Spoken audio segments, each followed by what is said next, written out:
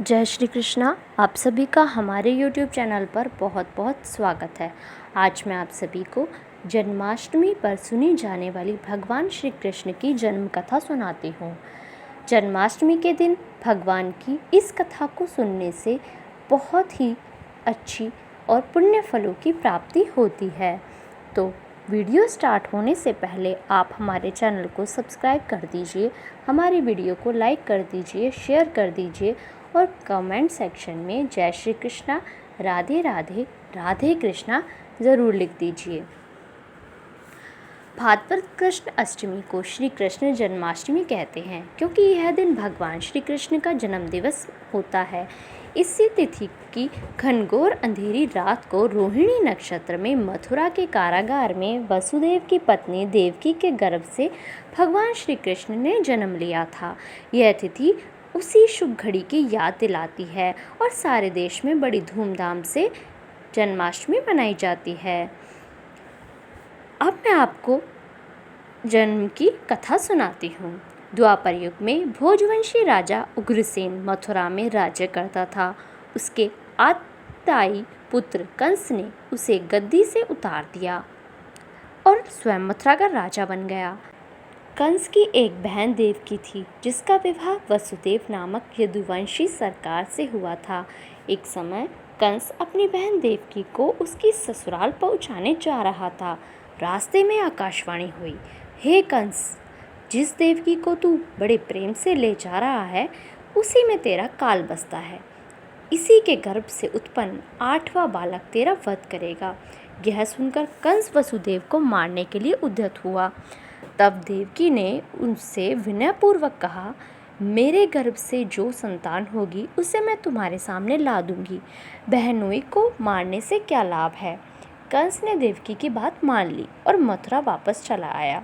उसने वसुदेव और देवकी को कारागृह में डाल दिया।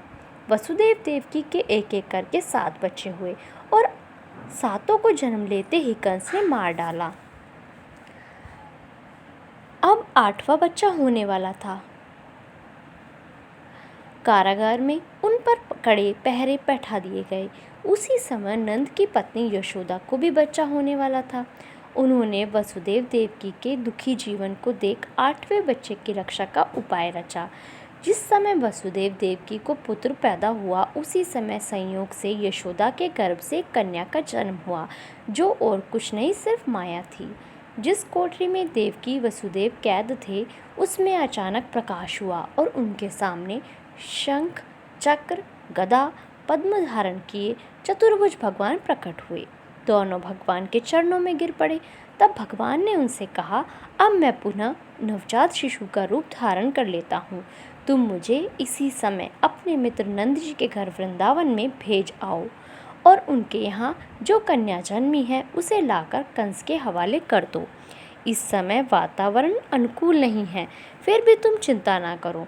जागते हुए पहरेदार सो जाएंगे, कारागृह के फाटक अपने आप खुल जाएंगे और उफनती अथाह यमुना तुमको पार जाने का मार्ग दे देगी। उसी समय वसुदेव नवजात शिशु रूप श्री कृष्ण को सूप में रखकर कारागृह से निकल पड़े और अथाह यमुना को पार कर नंद जी के घर पहुँचे। वहाँ उन्होंने नवजात शिशु को यशोदा के साथ सुला दिया और कन्या को लेकर मथुरा आ गए। कारागृह के फाटक पूर्ववत बंद हो गए। अब कंस को सूचना मिली कि वसुदेव देवकी को बच्चा पैदा हुआ है। उसने बंदी गृह में जाकर देवकी के हाथ से नवजात कन्या को छीनकर पृथ्वी पर पटक देना चाहा, परंतु वह कन्या आकाश में उड़ गई और वहां से कहा, अरे मूर्ख, मुझे मारने से क्या होगा। तुझे मारने वाला तो वृंदावन में जा पहुंचा है। वह जल्द ही तुझे तेरे पापों का दंड देगा। यह है कृष्ण जन्म की कथा। धन्यवाद। इस वीडियो में बस इतना ही।